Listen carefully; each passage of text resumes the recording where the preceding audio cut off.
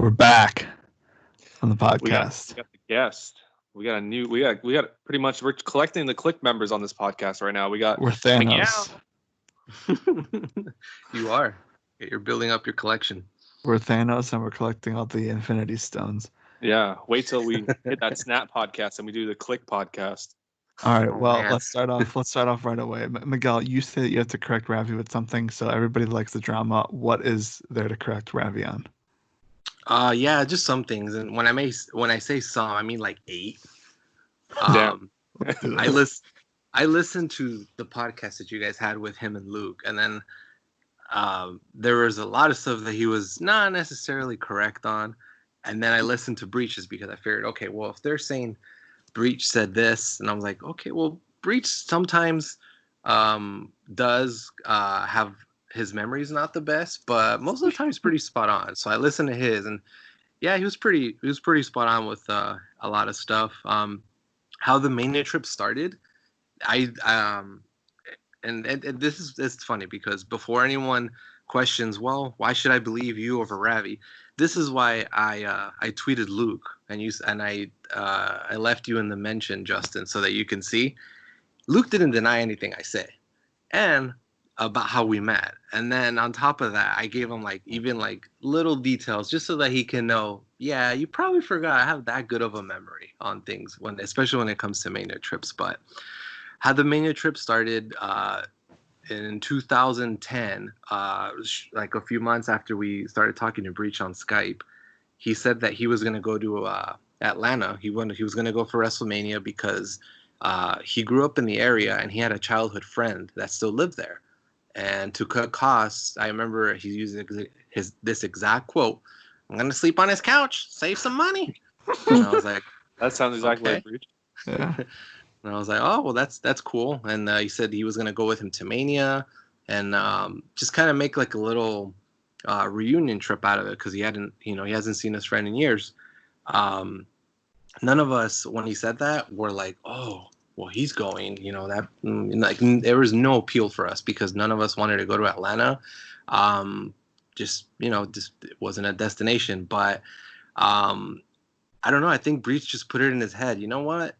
If I can, I think I can get these guys to go. I just need somebody. I need one person to jump on board, and I think the others will follow suit. So I don't know what I said or why he picked me to be the guy to convince first. But he said that I know the area very well. You don't have to worry about the city, blah, blah, blah. I was like, well, I'm not worried about the city. I don't know if I want to go that bad. Because at this point, I had been to 2 in a row.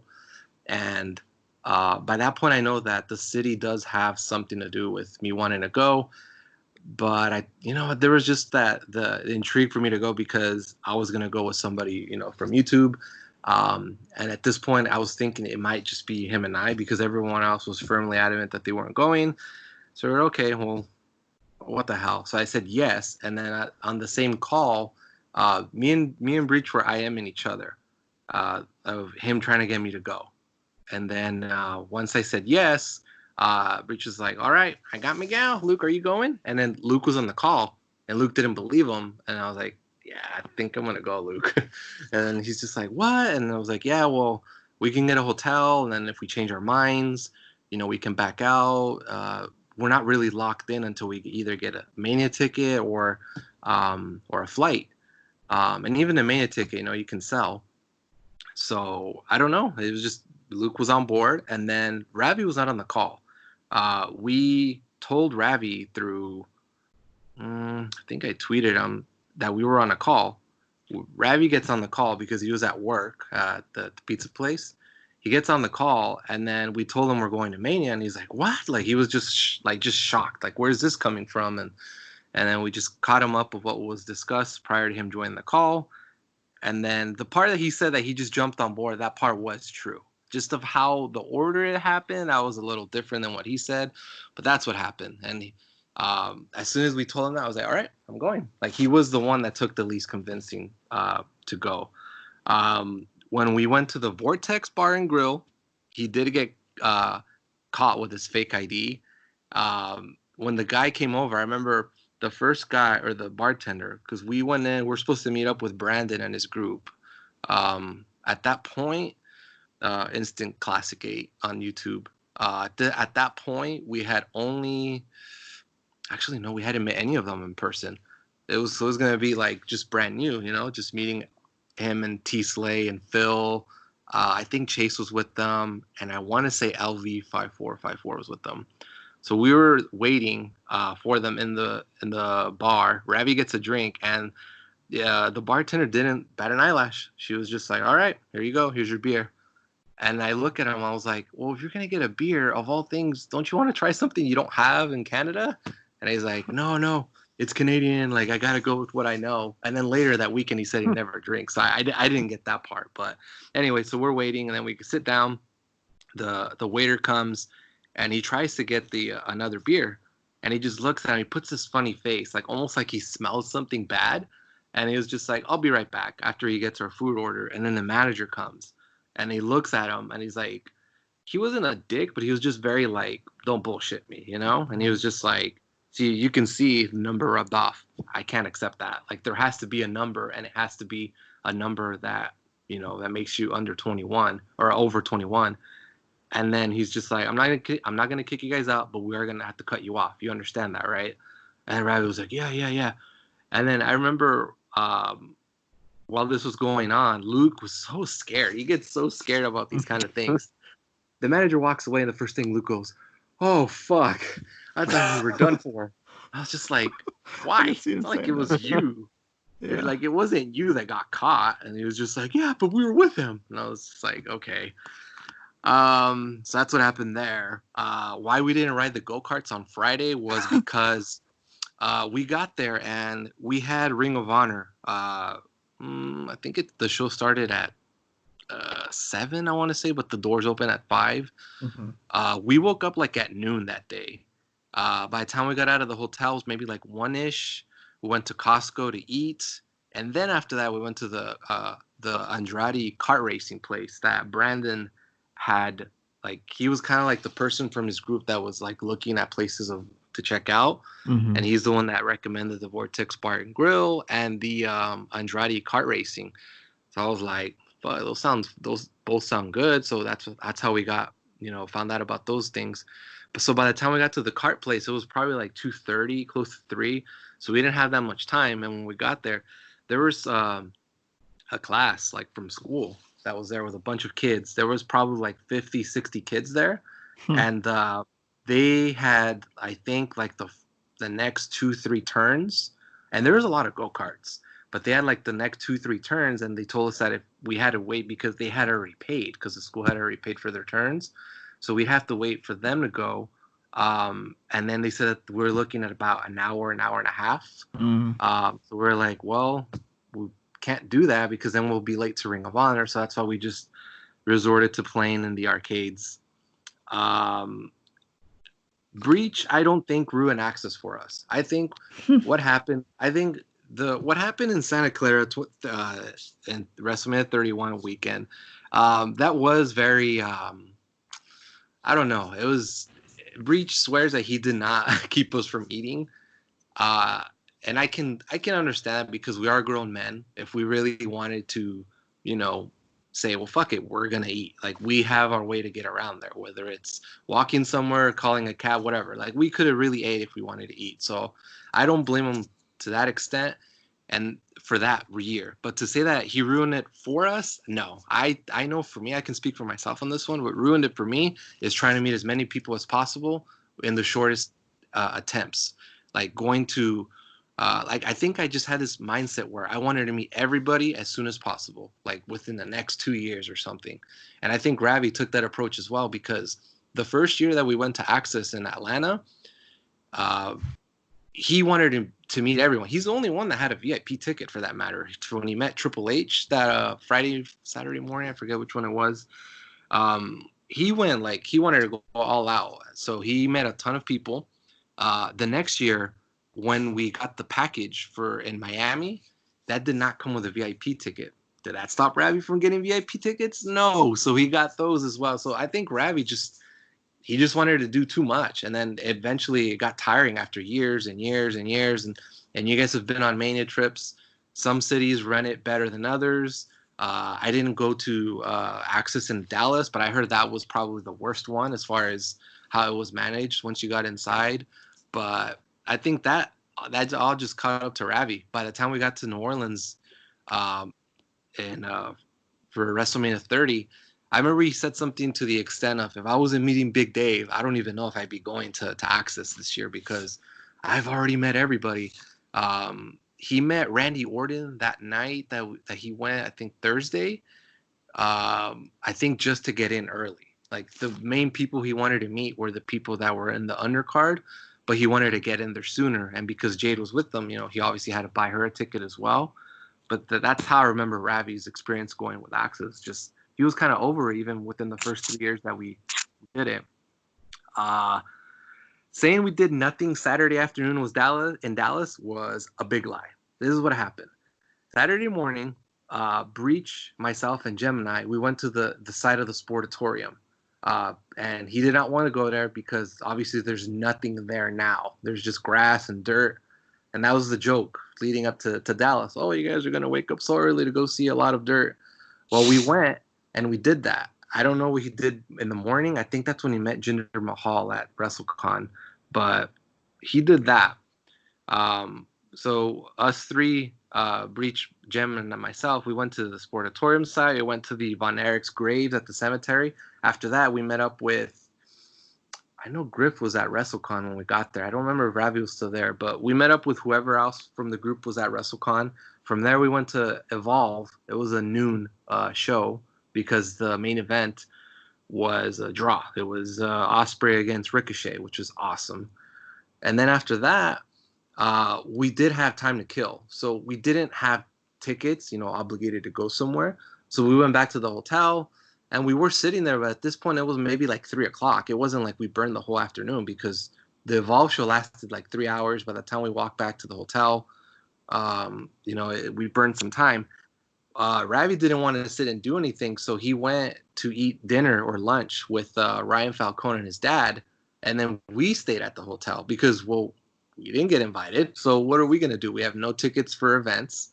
We have one later for the WrestleCon wrestling show. So let's just stay here. That's why we'd stay there. And it was a good idea on our part because we stayed up really late that day, capping off the night by going to fucking Whataburger just because Griff's cousin suggested to go there. When I found out that was the reason we went there, I was pissed because I thought it was just a general consensus within the group that everybody wanted to go there because it's like going to California and going in and out. Mm-hmm. But no, it was just because fucking Griff's cousin suggested we go there. I was like, oh, God. That's a different story. The string of things Griff tells you to go and then it doesn't pay off on trips is astounding. I didn't eat a muffalata or whatever. Muffalata. One day we had to go get a muffalata and then we went to get beignets. And he hyped up these two things like they're going to be, I don't know, godsends. Well, here's the thing with the muffalata. Like I've recently learned that that's just like a spread that you put on your sandwich. It's not even like a sandwich that has like a special kind of something. It's just spread. You just spread. You can get that in Chicago. You can get that anywhere. So I didn't have one, but my lady did. She said it was not that special. Yeah. I told Griff dad, I'm like, he's like, how are the muffalatas? And like, Griff overhyped it so much. He's like, oh, yeah, I know. It's like, it's only good when you're drunk. And I just looked at Griff. I'm like, oh, my God. Why did you make us do this? Okay. You guys weren't drunk in the daytime when you went to No, but he didn't tell us it was drunk food, nor I would be eating it because I don't drink. But like, it should have been a good Tuesday food, when everyone got drunk on the Monday night. Yeah. Or a Thursday going to Friday. Or just when no one else is there that doesn't want to eat that. Oh my God. Well, okay. So the fact that like you guys were just like hanging out in the thing, looking back on it, like, if that was me, I'd be like, well, like now I'd be like, man, like, I feel like, obviously you're in a different like state. You want to do something, but like for me, I'd be like I'm fine. Like, let's just like hang out. We don't get to like see each other like, much ever. And like, I kind of want to ask you about this. I know this is kind of like going off the wrestling trips, but for WrestleMania 29, like, I mean, not only did you work everybody, but you flew to Breach to like watch WrestleMania and hang out with him for the weekend, which is something that I looked at and I was like, You know what? That's not a bad idea. I had that plan this year, to go to Canada to hang out with Justin for the week, and Ravi and Griff and watch WrestleMania in the end. But like, what did you think at that time? Like, oh, like I'm just gonna go watch it at Breach's house? Um, well, I knew I wanted. I thought about it. Like, how was I gonna make it fun? Just watching it from home, and I mean, the thing that anyone would just think of is just get a bunch of junk food and, you know, Hmm. enjoy it as much as you can. And that didn't seem that as it seemed like a big drop off from going the previous 3-4 years in a row. Yeah. Um, so I looked at flights. That was the first. I had to start with that, and flights were very cheap. Like they were super cheap. That right away I was like, okay, like maybe there's legs to this. And then so I asked Steve because, and it's so weird, like asking someone, can I come stay at your house? Hmm. But like Steve wasn't gonna offer, only not because he didn't want me to, but because I don't think he even thought that was even a remote possibility. And I just pitched it to him. I was like, hey, like I found these flights. Like I could go up there for the weekend. We can hang out if you're free. I think actually the first thing I asked him was if he's off that weekend, because even though we're not going out of town, like if he still got it off. Hmm. He's like, oh, he jumped on like, oh yeah. He was like, yeah, I'll switch my shifts. Like I'll do this, and that, and I'll pick you up, and blah blah blah. And I was like, okay, cool. So Mania that year on pay per view would have been $60, I think. Um, um, that flight that I got round trip, I think was like with taxes and everything, I think was like $97. Wow. And Jeez. um, and then on top of that, his wife at the time was a surrogate for a family, a rich family. I think the guy who was gonna be the dad of the baby Hmm. that his wife was gonna deliver was a photographer for the New York Times or something like that. So Wow. they were loaded. Yeah. So um, a lot of times they would check up on his wife and say, how is she doing? Okay, this and that. And he's like, yeah. Do you guys need anything? Like they pampered them like so well. And Hmm. then Reach was just like, hey, do you remember like when you said if we needed a favor? And he's like, I have a friend coming up and I want to take him to a Giants game. Is there any way you can help us out? And Breach didn't say where he wanted to sit or whatever. I think the guy just asked him how many people were going, Hmm. and he said, "Oh, just one." Oh yeah, yeah, sure. And then the guy got us tickets for the Giants. That was actually the second game of the season against the Cardinals, Huh. and this was coming off their 2012 World Series win. So it was a really popular game, and because they were giving away Buster Posey bobbleheads, he got his tickets to the game. I want to say a little behind third baseline, but we were like seventh, eighth row, and they were really good seats. Yeah, I remember And that. Breach actually was supposed to work that day, if I remember correctly, but his boss told him that if he gave him the Buster Posey bobblehead, that he could have the day off. So I already wanted one because I'm a Giants fan. But Hmm. on top of that, like now Breach has a work obligation to get that bobblehead. So, we got there super early and all was well. But yeah, like it was very easy planning. Once I saw the flights were that cheap, I helped them pay for Mania as well. I out of pocket difference from sitting at home and going over there. Wow, it was probably only like 40-50 bucks, not counting, like stuff I bought at the mall and all that. But yeah, so it was definitely not a big financial hit. Oh, and then I got his tickets for the Kings game. The Kings suck, so really good lower level seats were like, I think like $18 each. So Jeez. we made the most of that weekend. It was fun.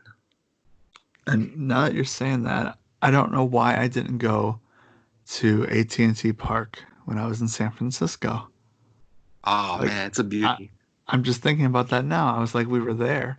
Like, I went to obviously the Golden Gate Bridge. I went to the Full House. Hmm. Um, and then like, Well, those uh, are like on the complete other end of the city, though. So if you did yeah, go, you'd have to go out of your way. okay. I mean, obviously it'll be a thing. Like, go back. I'm obviously gonna go to back to San Francisco one day, but Yeah. you know, like that's. I just thought about that. See the big glove and everything. Um, but yeah, I mean, I don't know. I took that trip like obviously to heart because I just thought that was like like a smart idea. Like why, if you're not gonna go to Mania, like the next step would be to have people come watch it. Like any wrestling show that you have people watch is always like that much better because it's more fun. You know what I mean? So that When I was showed up to your house, watch yeah, Great Balls of Fire. Great Balls of Fire. Terrible show, dude.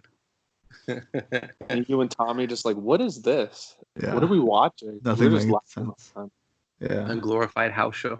pretty much. Yeah, but I mean, What was it? Okay, so Miguel, the question I asked everyone: how did Hmm. this start with YouTube?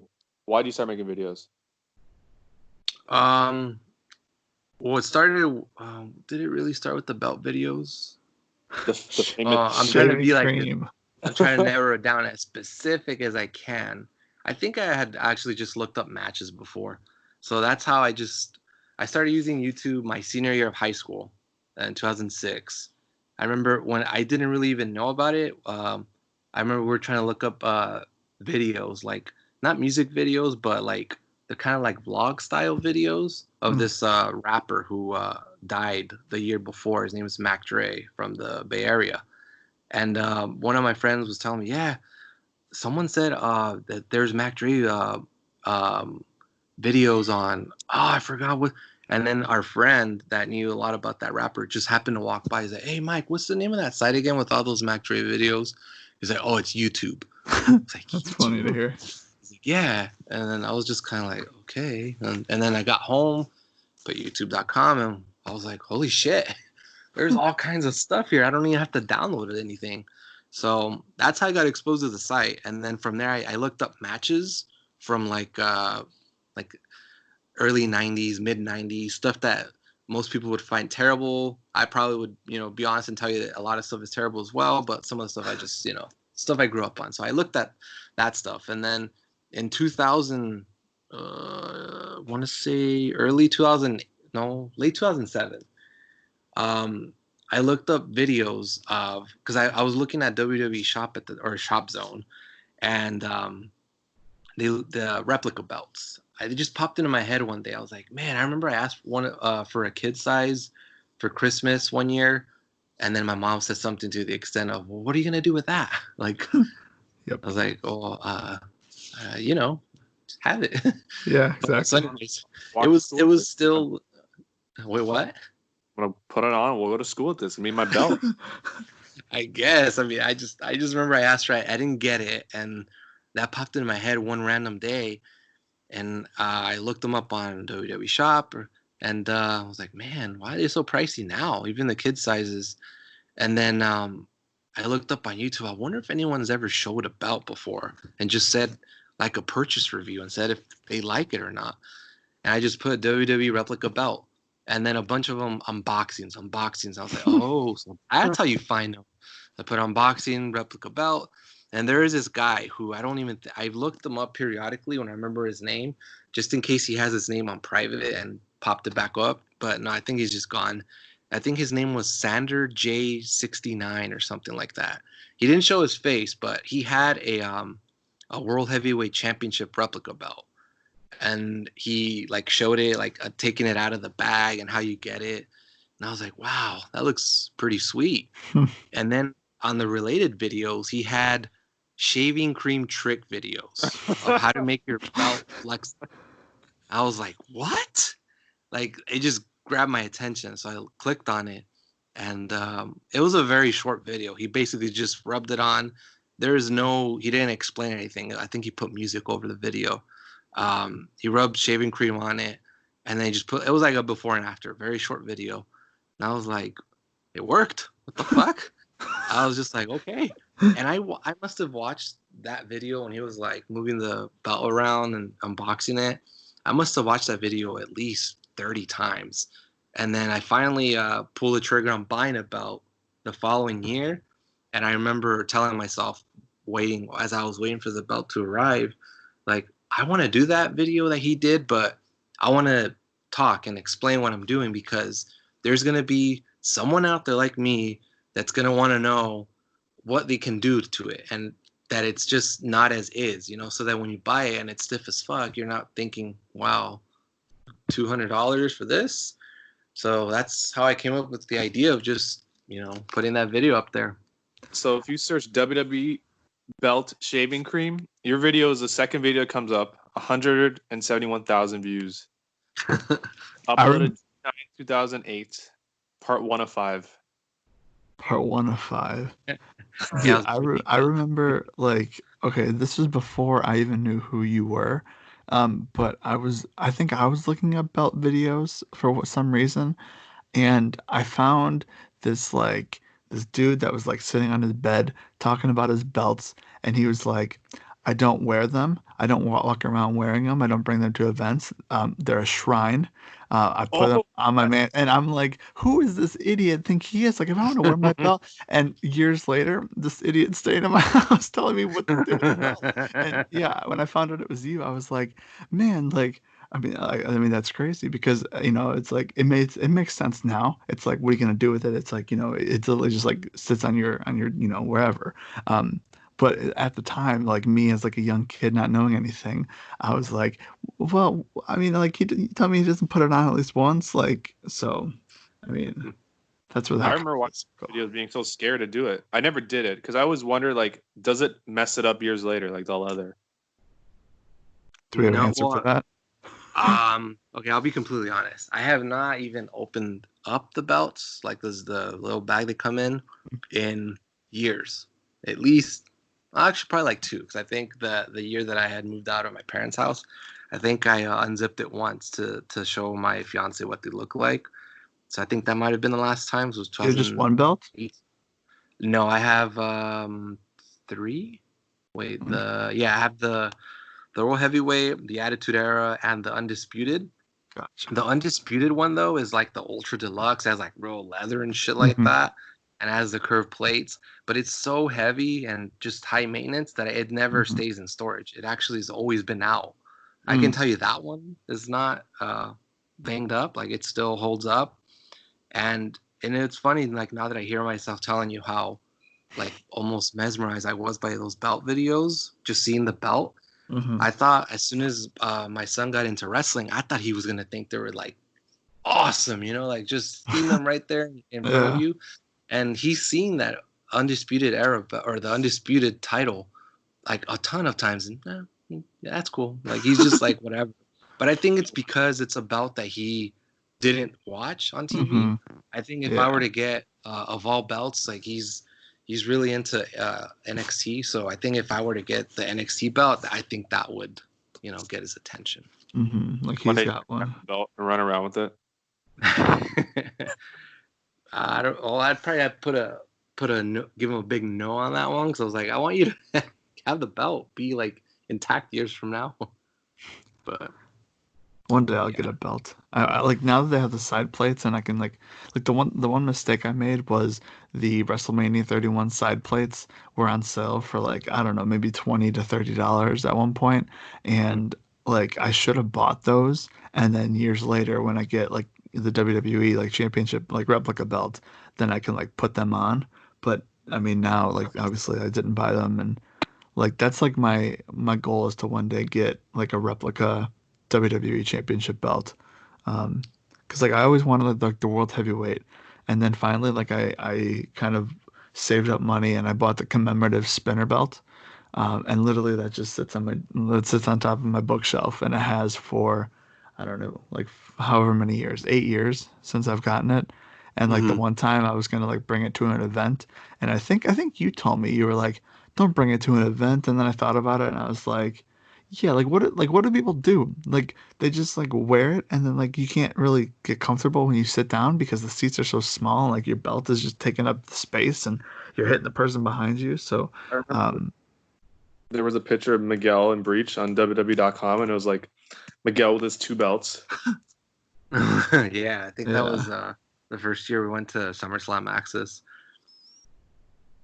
Yeah. I used to edit that picture all the time and use it for different things, like put backgrounds behind it and everything. That's who took that picture. I never knew that was on WWE.com. Yeah. That makes sense. Replica belts.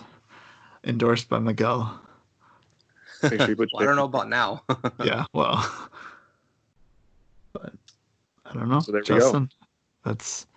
That's That's it. a good place to stop. And I didn't get to ask about WrestleMania trip videos because Miguel just explained everything already.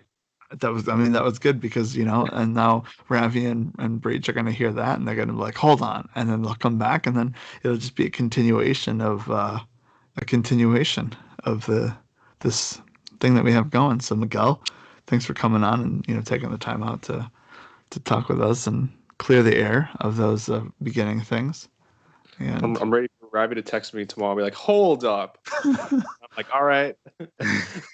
That's how I felt when I heard him. Argue. I'm just gonna get three of you on and just let you be like, all right, you guys just talk. Yeah.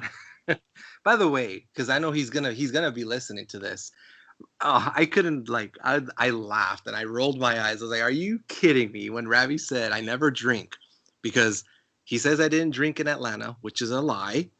He says I didn't drink in in Santa Clara. I didn't drink because I had like some health issues going on at that time, and it sucked because I really wanted to. In New Orleans, I try to drink, but here's how the two coincide and proves my point. The first time I went to New Orleans, I was just like, it was maybe 2 to 5 minutes by the time we got to Bourbon after Mania that night that I realized this is going to be a really crazy night and it's going to make for great vlog footage. So I had to make sure I'm filming at all times. And I think it just consumed me that I didn't drink as much as the others. So, I mean, the payoff was that I got really good footage that year. So then fast forward to 4 years later, when my girlfriend at the time went, she filmed for me. That's why I was able to drink because I think even at one point, I mean, the video's not up, but you could, the time from what I was able to put together for eventually it'll go up. There's a clip where you can hear Alex Lorenzo saying, she's the best camera person ever. She hasn't stopped filming or something like that. and it paid off, because I was able to drink as much as I wanted and she was able to get all the footage that I needed. It wasn't about acting different in front of your girlfriends. I mean, I record the Christmas podcast with her nowhere in sight and I get plastered. So it's just a matter of situation and whatnot. But actually, you know what? I'm sorry. I know you guys were trying to wrap this up. I forgot one funny thing to mention when I stayed at Breach's house. And I think he brought it up in your guys' podcast was when he told his wife about how much it costs to go to Miami. His wife wanted to put up the wall and he asked if he could go to Mania as a trade-off. And she said, yeah. Well, when I went to visit him, she brought it up and oh my God, I could not believe, I don't know how it came up, but his wife just goes, well, I mean, you're lucky. I mean, that trip was only $800. So, I mean, if it was more, I mean, I don't know. I don't even know how you can spend $800 on a wrestling trip. I mean, well, and then she looks at me. Well, I mean, you do, so you probably understand.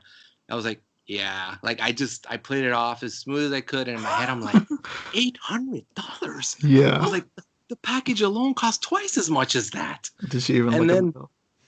Well, no, I guess not, because she believed it. And later that night, when she went to bed, we were in Steve's office watching like some shows, and he's just like, and he's just like, by the way, thank you for not spilling the beans about how much it costs to go to Mania. And I was like, oh, like I kind of sensed that right away because she seemed like she really believes that it's $800. I was like, well, yeah, I wasn't gonna tell her it was only, $1,700 for the package and then another $6-7 for the flight. I was like, yeah, that meet and greets. She'll probably want to put up a whole second story of the house to get even at that point. Seriously, but, yeah. It was awkward, but in a funny way because it's not like it was in danger of being revealed. But, well, yeah, okay. Sorry about that. It's just that was good. That was good. You go on. This is your show. Yeah. I think I addressed everything, but I don't know. Just it's been. Yeah. I'll end on this question. So, are you ever gonna upload the Monday video from 30? The Monday video. I don't think I filmed that day actually. I beg to differ. I remember everybody going nuts about it from because remember when some people came back real late at night and you had that I remember you Breach watching it on your laptop at 31. and you were like, oh, I never uploaded that. Like, let me go see if I have it still. And you had like all this like different footage from when everyone was coming back after Bourbon Street, like way, way, way after everyone else left. No, that And was Sunday night. was that Sunday night? Yeah, because 30 we didn't really do anything on Monday. I think what I heard was the highlight of Monday night was didn't even happen in our room. It happened in the room Justin was in when Big Rat was trying to order food for everybody. That Okay, was like well, all time. No, yeah, I didn't get footage that day. I got footage Monday night, 30 in WrestleMania 34 weekend, but no, not in 30. And then I don't even know what the hell happened to the footage I got from Monday 31 weekend because I filmed that day. I remember I did, and I don't know. I can't find that footage for the life of me. I remember like it was like I feel like there was a run where every like trip you went on since 30 was like the Monday just never got uploaded. Missing footage. Yeah.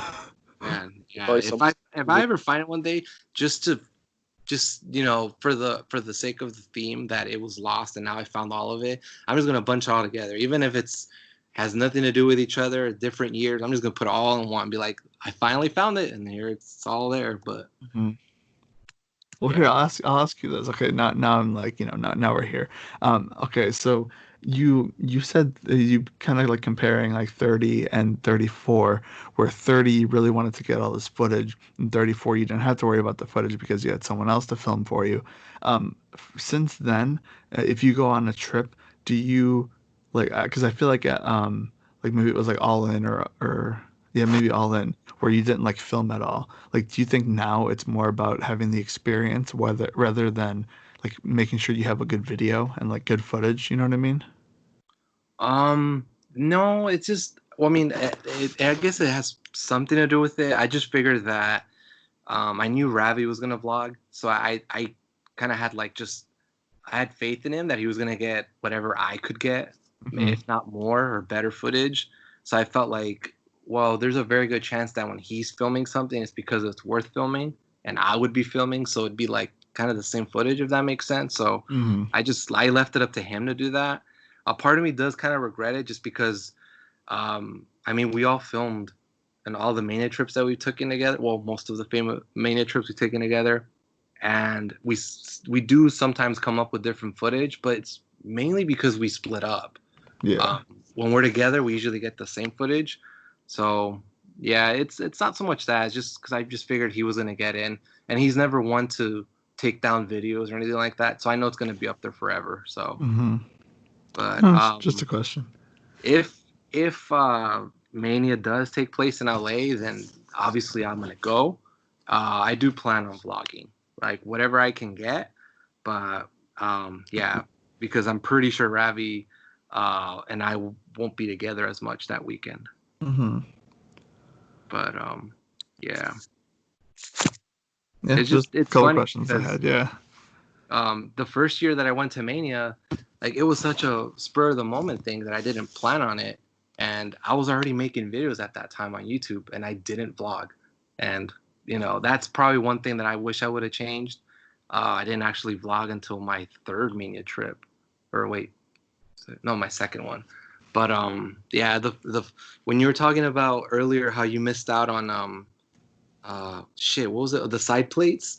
The WrestleMania 25, I was there shirt was one Mhm. of the coolest looking ones, and I never got it. I think I didn't know that you had to get it at the stadium because or at the arena or whatever. So sure as shit, it was on WWE Shop, and I can't remember why. Honestly, I waited. Well, I saw it up there, and I was like, okay, I'll get it later today. And I went in there, and I put the order, and it went through.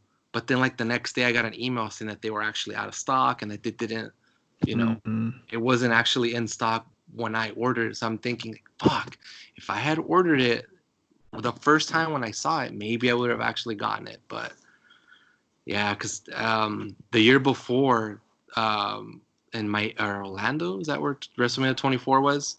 Um, a coworker of mine at the time, he got back from that trip, and he was wearing it was a white and black I was there shirt, and I just saw that I was like, man, that's cool. They make those there, and he's like, yeah, they make them when you go over there. But I didn't think you had to get it there, But now that's why it's a priority now.